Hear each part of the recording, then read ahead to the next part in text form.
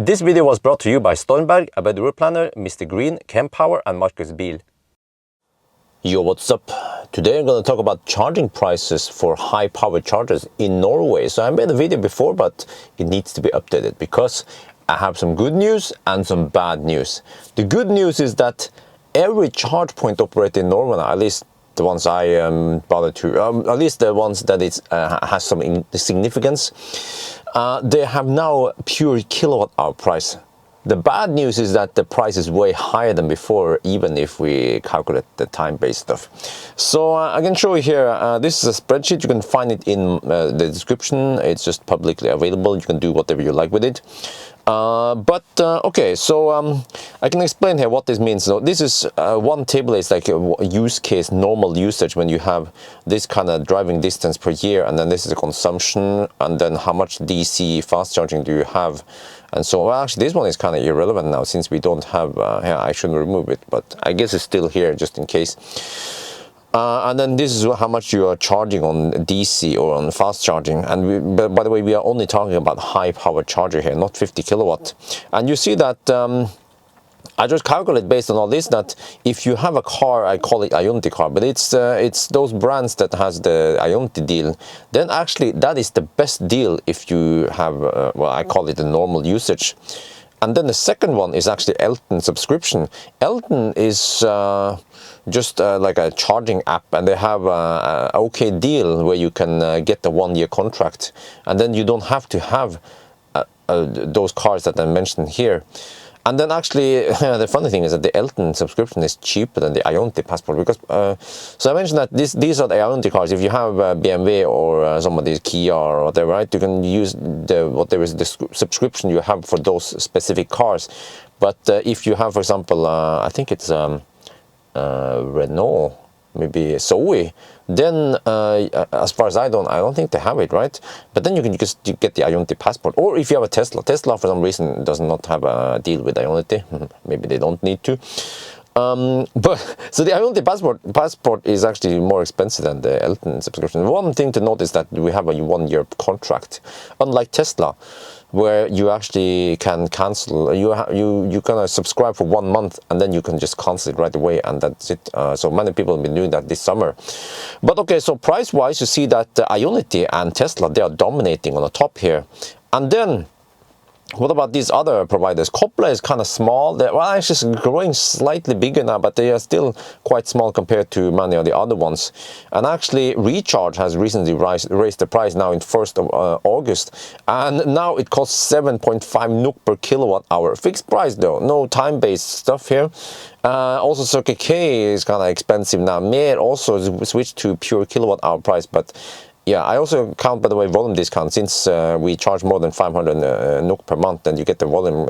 This one is the, okay, so just explain what all this means, and then it's easy for you guys to figure out, okay, how much do you charge? Do you charge a lot? Okay, because the next one here is high user. I'm going to explain this one. This one is based on if you drive a lot and you have a thirsty car.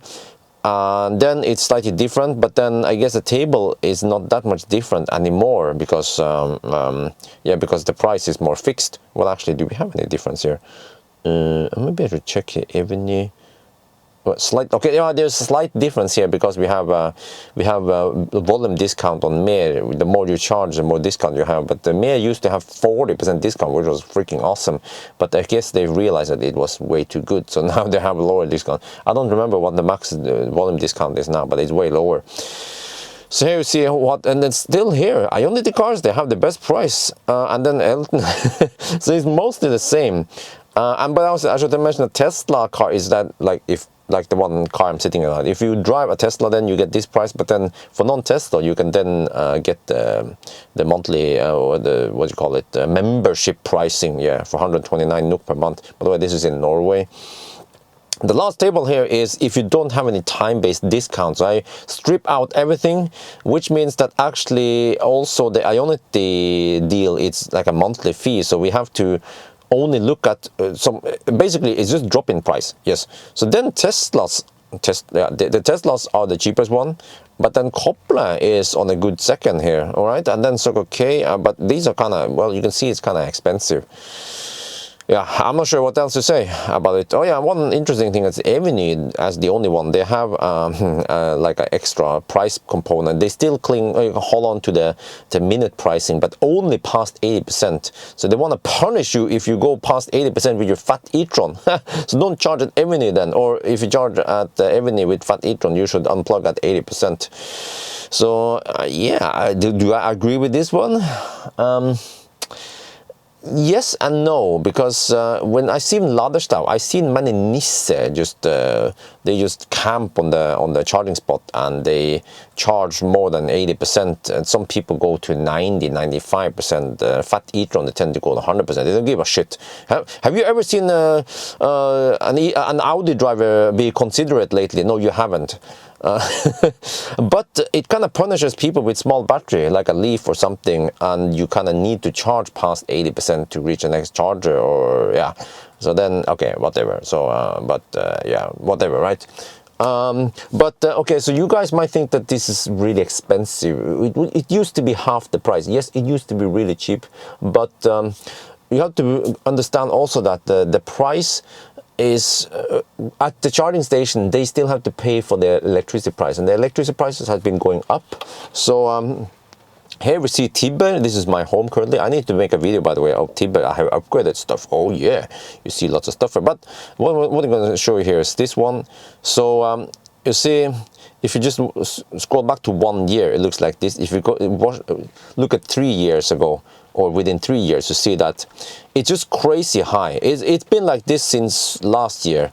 And then if you just scroll back to 2020, just 2 years ago, see how ridiculously cheap it was.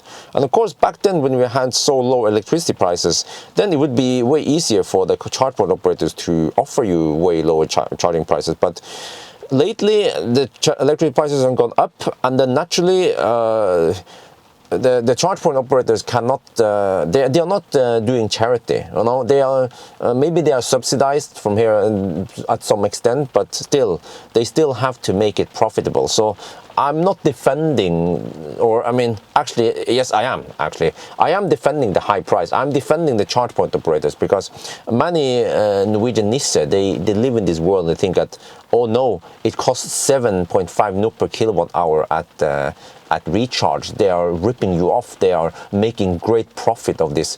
Do you have any idea of how expensive it is to put high power charger, a 200 kilowatt charger, several of them with foundation, with some light, with some shed, with the concrete foundation? They have to dig some shit, and you have to put in a bigger transformer station, and also things tend to break, and then they have to replace part. So we have maintenance. You can also call a support phone 24/7, maybe even. You know, there is a reason why I don't have a high power charger in front of my house, and that regular households, they don't have a 250 kilowatt fast charger in front of the house, because it's very expensive. And that's why the price you pay when you are eating outside at the restaurant, you then have to pay 2-3 times more for the food versus when you can cook it at home. And the same applies for electricity, kind of. Yeah. So in my opinion, the high power charging price should actually be somewhere between 2 and 4 times higher than the home charging price, maybe even higher. Maybe, yeah. Because we want these high power chargers. We don't want them to go bankrupt, and we need them to travel fast. Otherwise, we'll be dicking around with 22 kilowatt AC like I did back in the days with Millennium Falcon 6-7 years ago. So, and then, you know, the high price you see, the 7 NOK per kilowatt hour or whatever, it's not the total cost for charging the car, because for the most time you'll be charging quite cheap at home. And then when you are on a trip, you just have to fill up a little bit to get to your destination. You can also choose maybe a hotel or somewhere where you can slow charge, AC charge, maybe for free, maybe way cheaper. So actually the price for the high power charging is just a tiny fraction of the total cost of charging the car for a whole year, for example. But okay, so now you guys have seen it. So the reason or the purpose of this video was mainly to show you guys which provider is the cheapest if you charge a lot. So what is the takeaway, by the way? I would say that okay, recharge is quite big in Norway. Same with Circle K and Mer. They are the funny thing is that the three biggest charging networks in Norway. Three of some of the biggest ones. They are also the most expensive ones. But Ioniq is quite big, and Tesla is really big, and they're also up here. So there are alternatives. So yeah, if you are what do you call it, prisbevisst, if you are price aware, then you should go for Tesla when you can.